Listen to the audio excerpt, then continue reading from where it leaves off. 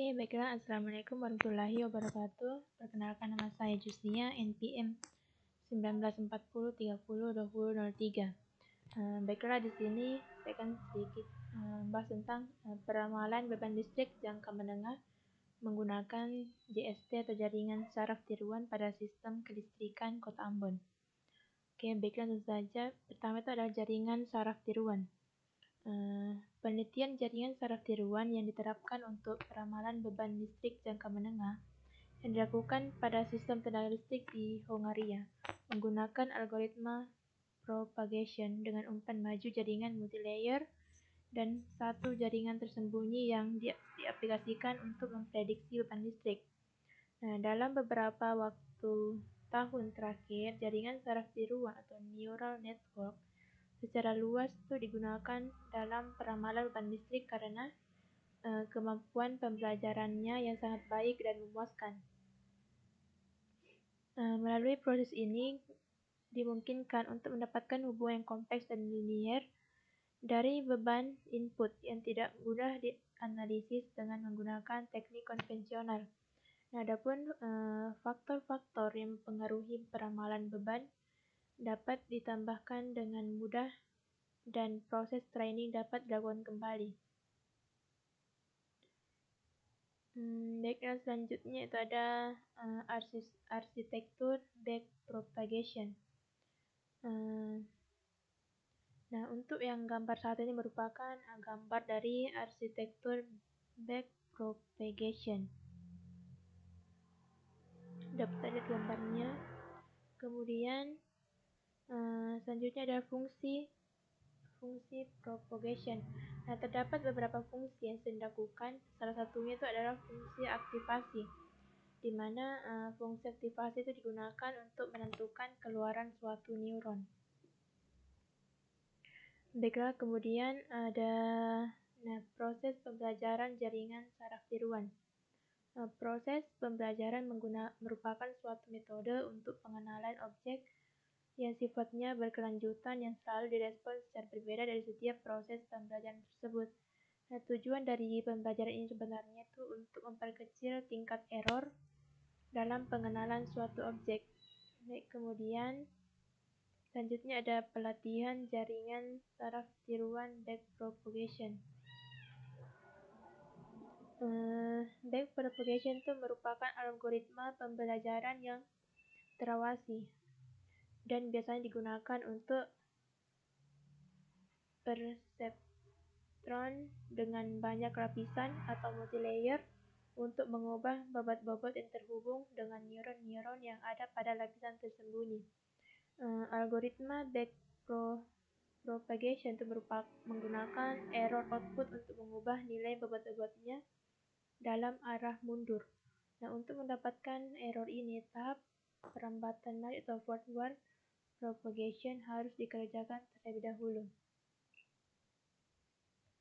Baiklah, langsung saja kita ke pembahasan. Yang pertama itu adalah permintaan beban listrik Kota Ambon dan persebarannya.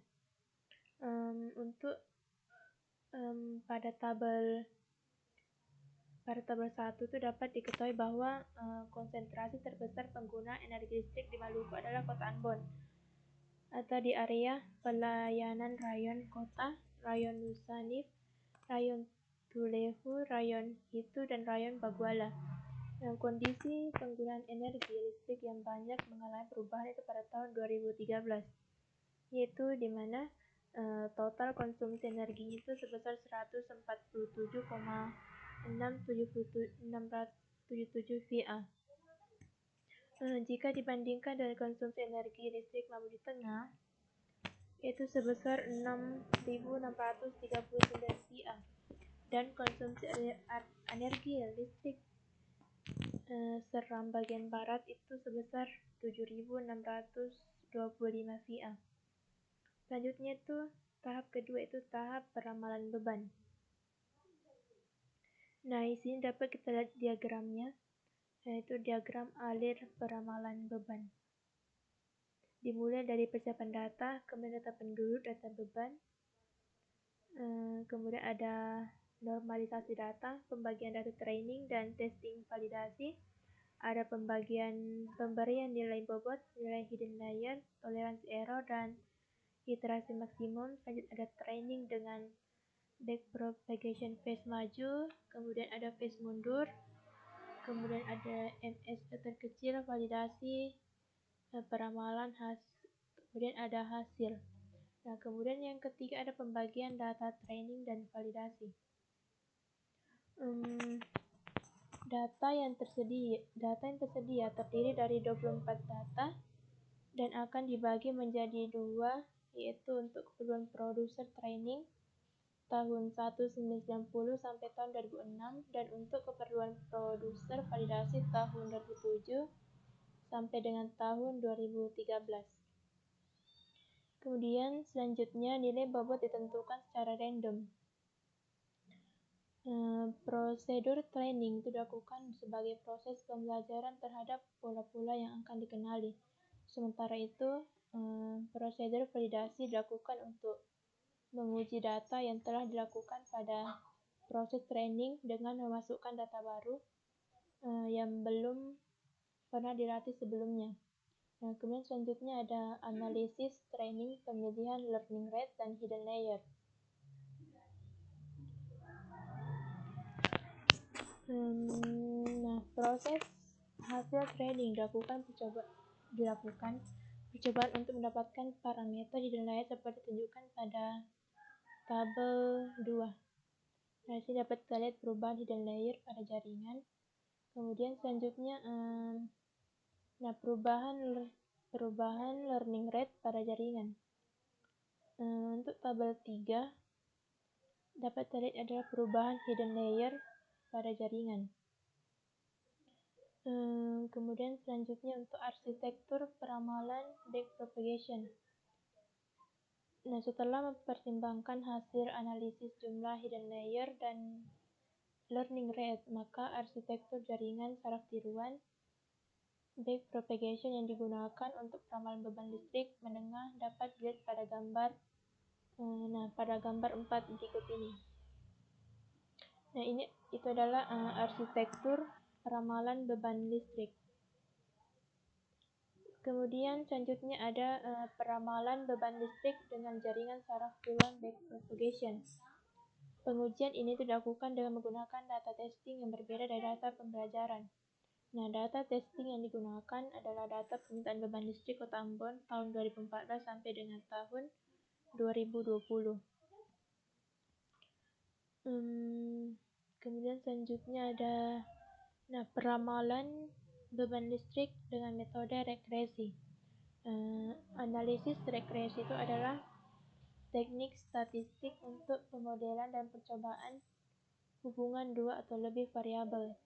Dalam peramalan analisis regresi terdapat satu atau lebih variabel independen atau prediktor yang biasa diwakili oleh variabel X dan satu variabel respon yang biasa diwakili oleh Y.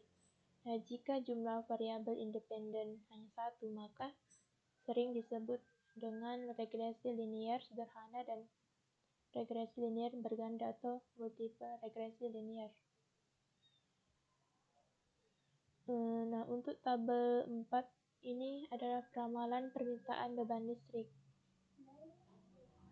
Kemudian ini tuh dari tahun 2014 sampai dan tahun 2020. Kemudian untuk tabel kelima yaitu peramalan beban listrik dengan metode regresi dari tahun 2014 sampai dan tahun 2020.